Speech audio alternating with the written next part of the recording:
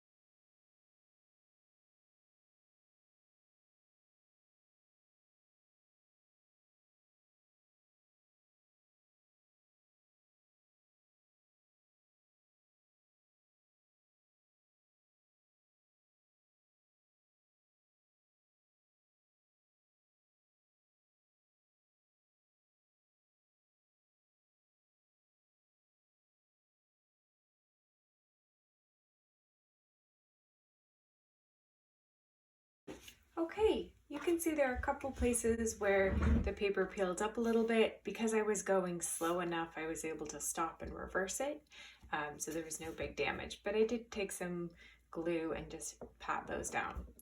The next step we're going to do is to outline our shapes with our black felt marker.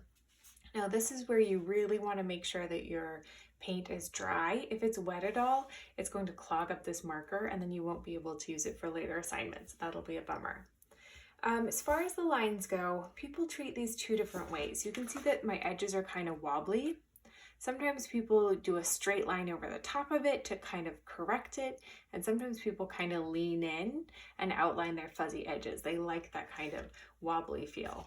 I think I'm gonna go for the straight edge approach, so I might actually grab a ruler and we'll use this ruler to outline my shapes. So just kind of to the side of my paint, I'm avoiding drawing on the paint a little bit to preserve my pen. I'm going to outline my shapes in black marker. Go ahead and do that.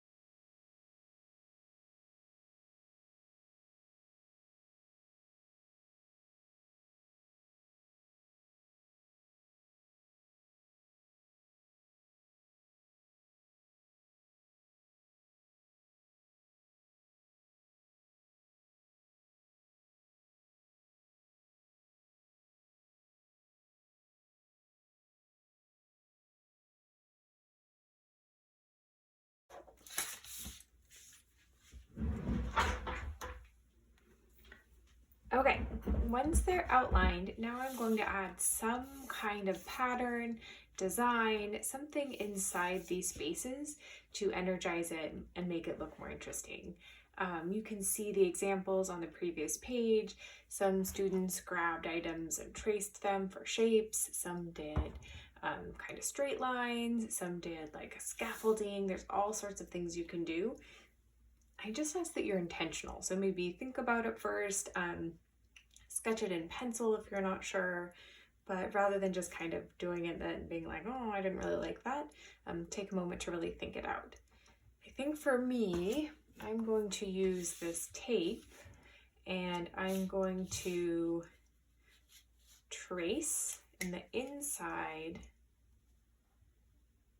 between the shapes. Sorry, I got caught up in my own thinking there. So I think I'm gonna do this. I'll do it a couple times and see how I like it.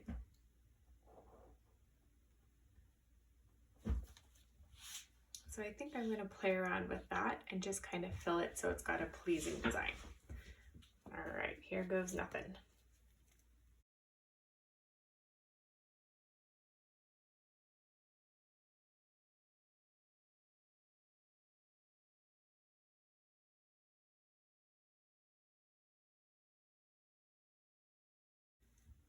Okay, I like that so far. And if you're stuck, go look at the examples. There's tons of great ideas. You can see what students have done throughout the years. Really creative stuff there. All right, I'm gonna keep going.